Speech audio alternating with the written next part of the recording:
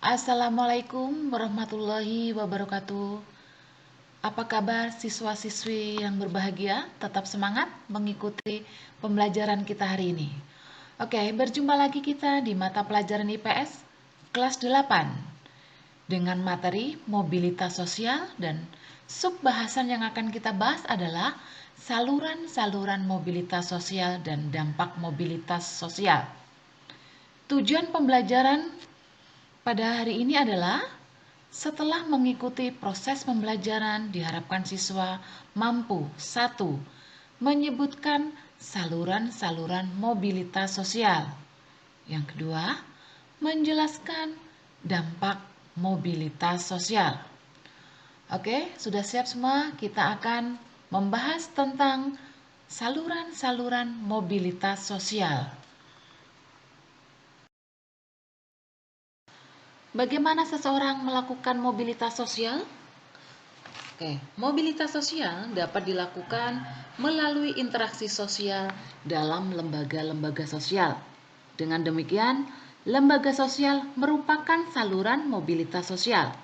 Secara umum, masyarakat menggunakan 7 saluran mobilitas sosial. Satu persatu kita akan membahas 7 saluran mobilitas sosial. Saluran mobilitas sosial 1. Lembaga pendidikan 2. Lembaga politik 3. Lembaga ekonomi 4. Lembaga profesi 5. Lembaga keagamaan 6. Lembaga militer dan kepolisian 7. Lembaga keluarga.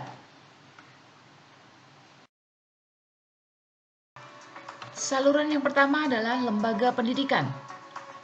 Lembaga pendidikan merupakan saluran mobilitas sosial yang sering digunakan masyarakat. Lembaga pendidikan ditempuh melalui pendidikan formal dan informal. Lembaga pendidikan dapat mengantarkan seseorang bergerak dari status sosial yang rendah ke status sosial yang lebih tinggi. Lembaga pendidikan dapat dikatakan sebagai social elevator. Contohnya, seorang anak petani, dia bisa menjadi dokter ketika menempuh jalur pendidikan di Fakultas Kedokteran.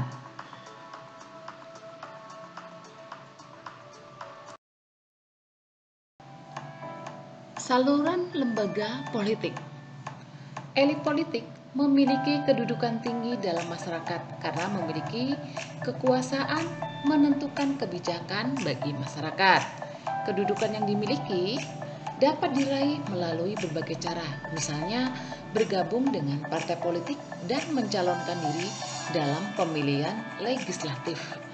Banyak orang meniti karir di organisasi politik dari tingkat rendah sampai tingkat tinggi. Salah satunya adalah Insinyur Soekarno, Presiden pertama Indonesia, ketika mendirikan Partai Nasionalis Indonesia. Awalnya beliau tidak memiliki jabatan di pemerintahan, akan tetapi melalui perjuangan politiknya, beliau semakin dikenal rakyat Indonesia. Pada saat kemerdekaan, Soekarno terpilih menjadi Presiden Republik Indonesia. Lembaga yang ketiga adalah lembaga ekonomi. Ada berbagai jenis lembaga ekonomi yang dapat dipilih sebagai saluran meningkatkan kedudukan, misalnya bank dan perusahaan. Seseorang dengan kemampuan tertentu dapat menggunakan lembaga ekonomi untuk meraih kedudukan tinggi. Kondisi ini karena lembaga ekonomi memberikan kesempatan bagi setiap orang untuk berkompeten meraih posisi yang tinggi, misalnya direktur bank, direktur perusahaan, dan lain-lain sebagainya. Saluran yang keempat adalah organisasi profesi. Organisasi profesi merupakan kumpulan dengan profesi yang sama. Seseorang yang bergabung dengan suatu organisasi profesi dapat meningkatkan status sosial dalam masyarakat.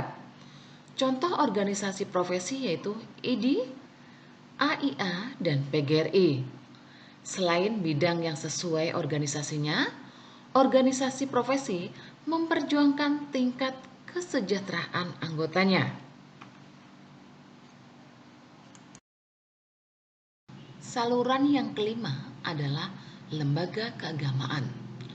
Lembaga keagamaan dapat digunakan untuk meraih kedudukan yang lebih tinggi dalam masyarakat.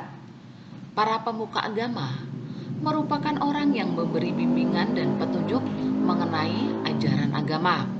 Mereka dianggap memiliki pengetahuan lebih mengenai ajaran agama daripada masyarakat biasa. Saluran yang keenam adalah lembaga militer dan kepolisian. Ketika kecil, sebagian orang mungkin bercita-cita menjadi tentara atau polisi, karena profesi tersebut memiliki status atau kedudukan yang tinggi dalam masyarakat, sehingga banyak orang tua mendorong anaknya untuk menjadi polisi ataupun tentara.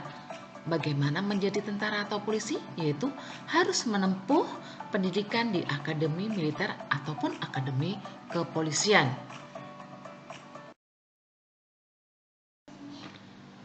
Saluran yang ketujuh adalah lembaga keluarga. Lembaga keluarga dapat menjadi saluran mobilitas sosial. Bagaimana caranya? Cara yang biasa ditempuh masyarakat melalui keluarga adalah dengan pernikahan. Seseorang dapat menaikkan status sosial setelah menikah dengan orang kaya. Selain melalui pernikahan, cara yang ditempuh lainnya yaitu dengan mengasuh anak angkat, sehingga anak angkat yang diasuh keluarga kaya otomatis memiliki status sosial mengikuti orang tua angkatnya. Selanjutnya kita akan mempelajari dampak mobilitas sosial. Dampak mobilitas sosial terbagi menjadi dua, yaitu dampak positif dan negatif. Oke, kita lihat dampak positif. Di antaranya adalah 1. Mendorong seseorang untuk lebih maju. 2. Mempercepat perubahan sosial. 3. Meningkatkan integrasi sosial.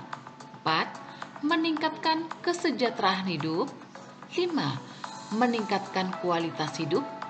Dan yang terakhir adalah mempercepat perubahan yang lebih baik.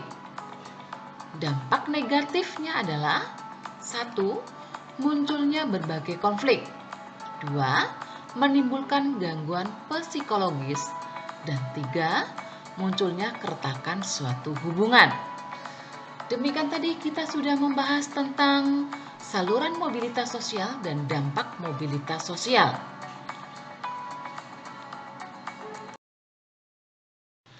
Semoga bermanfaat. Sekian dan terima kasih. Kita berjumpa lagi di materi selanjutnya.